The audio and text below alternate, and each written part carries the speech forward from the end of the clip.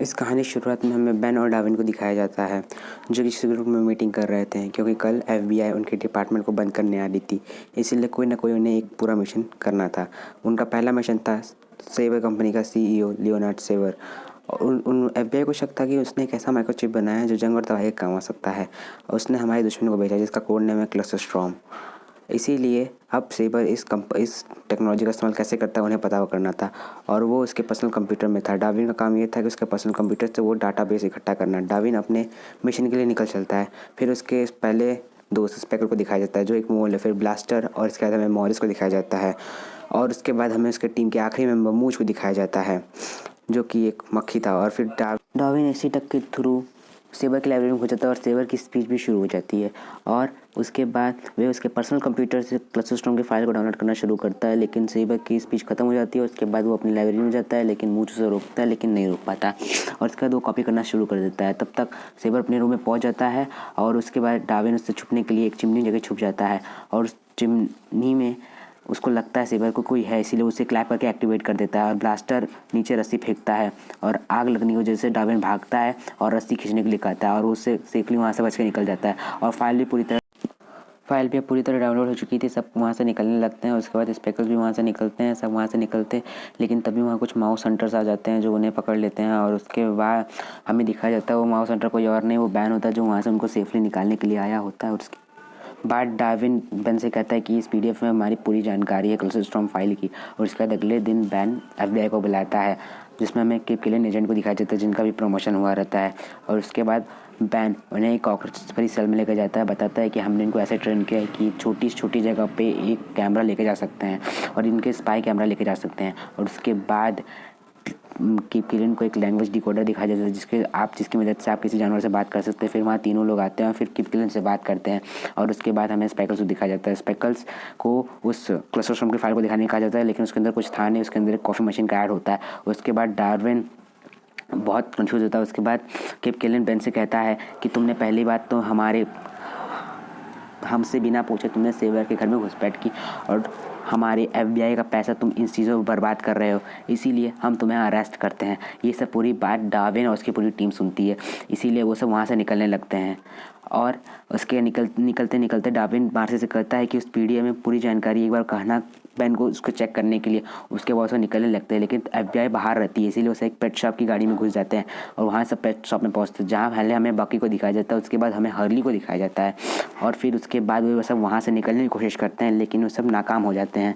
और उसके बाद हमें बैन को दिखाया जाता है जिन्हें एफबीआई वालों ने छोड़ दिया था और मार्सी उनसे कहती है कि डार्विन जाते कहा था कि हमें फिर से इस पीडीए की जाँच करने के लिए। बैन पूछते पीडीए कहाँ है तो वो बोलती है वो डिपार्टमेंट हमारे छूट गई है और बैन कहता है हमें उस कैसे करके वो पीडीए वापस प्लान बनाता है कि हमें किसी का पेट बन के यहाँ से निकलना होगा। उसके बाद वे सब पैनी को दिखाया जाता है, फिर उसकी ग्रैंडमा गुडमैन और उसके भाई कॉर्नर को दिखाया जाता है जो वहाँ पेट शॉप पे पेट खरीदने आए होते हैं। और पैनी मार्सी को पेट सेलेक्ट करती है और कॉर्नर ब्लास्टर को अपना पेट सेलेक्ट कर लेता है। स्पेकल्स और डार्विन यहीं बच जाते हैं और उसके बाद स्पेकल्स एक नाटक करता है मरने का। कल डार्विन से कहता है कि लास्ट टाइम एक चूहा मर गया जिसे ज़मीन के अंदर गाड़ देगा, अगर मैं ज़मीन के अंदर पहुँच गया मैं तुम्हें भी यहाँ सेफली निकाल लूँगा। और उसके बाद यहाँ पर हमें दिखाया जाता है कि उसे सब मरा मान के उसे एक कचरे के डब्बे में फेंक देते हैं और उसके बाद उसमें बेचारा वो दब के मर जाता है और डार्विन को बहुत बुरा लगता है। उसके बाद बैन को दिखाया जाता है जो बैन को उसके बाद हमें हर्ली को दिखाया जाता है, बोलते हैं कि मार्क ऐसा देखो मेरे पीछे भी यह मार्क है। उसके बाद डार्विन बताता है कि मैं एक जेनेटिक डेवलप किया है, एक माउस हूँ और मेरी कैटेगरी में तुम सब नहीं आते, अगर मेरी कैटेगरी में मेरी कोई फैमिली होती तो मुझे बैन ज़रूर बताता। उसके बाद हमें दिखाया जाता है कि सेव क्लस्टर स्टॉर्म की फाइल को बैन खोलने की कोशिश करता है लेकिन नहीं खोल पाता, उसमें तो कोई वायरस होता है। उसके बाद हमें डार्विन की सीन का दिखाया जाता है जिसमें बकी खाना खाता है और बताता है कि इस नीचे एक खुफिया खाना है और डार्विन इस पर बहुत गुस्सा आता है, बोलता है कि तुम्हारी वजह से मेरा दोस्त स्पेकल्स इस दुनिया में नहीं रहा, तुमने मुझे पहले क्यों नहीं बताया इस चोर दरवाजे के बारे में। और उसके बाद वहाँ नीचे कूद जाता है, फिर बकी हर्ली को धक्का देता है जिससे दोनों साथ हो जाते हैं। और उसके बाद डार्विन हर्ली से कहता है कि अगर ठीक है तुम मेरे साथ रह सकते हो फिर मैं तुम्हें दूसरे पेट शॉप में छोड़ दूंगा। और उसके बाद एफबीआई आती है उसके पेट शॉप पे जो चारों को ढूंढने के लिए, लेकिन वहाँ चारों में से कोई नहीं रहता। उसके बाद बैन आता है और बैन को पता चलता है कि एफबीआई भी आ चुकी है। फिर वहाँ हमें ब्लास्टर और मॉरिस भी वहाँ से दोनों भाग चुके रहते हैं। फिर हमें कॉफ़ी शॉप को दिखाया जाता है जो कॉफ़ी मशीन जो सेवर की होती है उससे डार्विन देखने जाता है, माइक्रोचिप को छूता है लेकिन तभी वो कॉफ़ी मशीन एक्टिवेट होकर उन पर हमला करने लगती है और डार्विन अपने सूझबूझ से उसको ख़त्म कर देता है। उसके बाद उसे बैन के पास लेकर जाता है जहाँ सारी टीम सारे मेंबर्स वहाँ पर पहले से मौजूद रहते हैं। उसके बाद वो हर्ली से भी इंट्रोड्यूस कराता है। फिर बेन स्पेकल्स के बारे में पूछता है, तो स्पेकल्स के बारे में कहता है डार्विन कि अब उस दुनिया में नहीं रहा। फिर उसके बाद बेन बताता है उन सबकी सच्चाई वो सब क्या है। उसके बाद बेन सबकी सच्चाई बताता है। मार्सी को उसने एक रोड साइड ढाबा से बचाया था। उसके बाद बताता है कि ब्लास्टर को उसने एक बुटीक कंपनी से बचाया था जो उस पर हेयर जेल का एक्सपेरिमेंट करने जा रहे थे। बेन स्पेकल के बारे में बताता है कि जब उसके घर परिवार को मार दिया गया था तो तब मैंने उसे बचाया था। और डार्विन, तुम्हें मैंने एक पेट शॉप से खरीदा था, तुम्हारे माता पिता तुम्हें छोड़ दिया था, तुम बच्चों में सबसे कमज़ोर थे। ये सब सुन के बेन को बहुत बुरा लगता है और हमें दिखाया जाता है कि एजेंट ट्रिस्टर और एजेंट कार्टर दोनों बेन के घर आते हैं उन सबको पकड़ने के लिए आ रहे होते हैं। और फिर उसके बाद हर्ली बेन से डार्विन से कहता है कि तुम क्यों बुरा मान रहे हो, जो हम कर सकते हो तुम नहीं कर सकते, लेकिन जो हम नहीं कर सकते तो तुम तो कर ही सकते हो। तब डार्विन को थोड़ा सा भरोसा मिलता है और उसके बाद वो सबसे कहता है, सब तैयार होने के लिए कहता है। और उसके बाद वो सब मिशन पे निकलने लगते हैं और हर्ली को भी अपने साथ वो ले लेता है।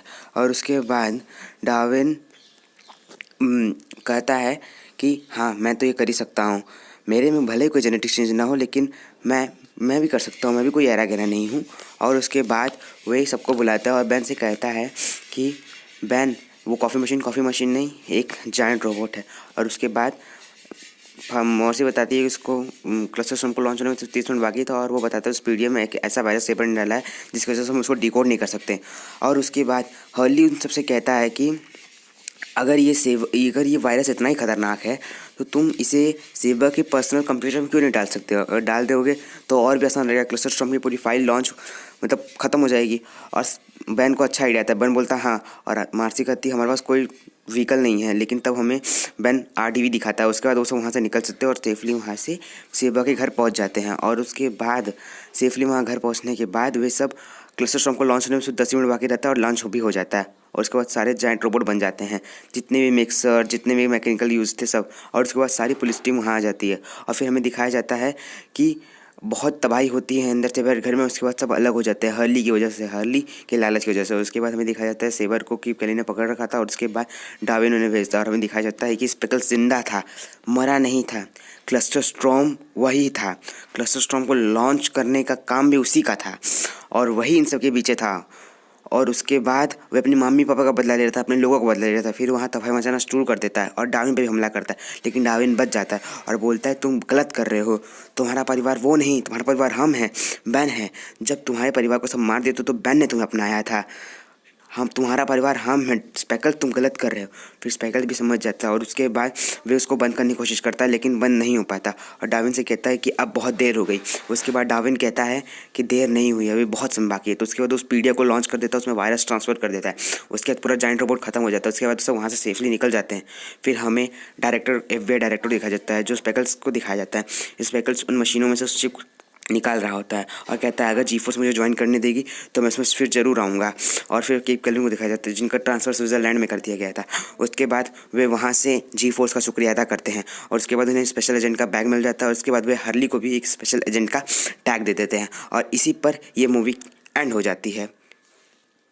अगर आपको वीडियो पसंद है तो लाइक सब्सक्राइब।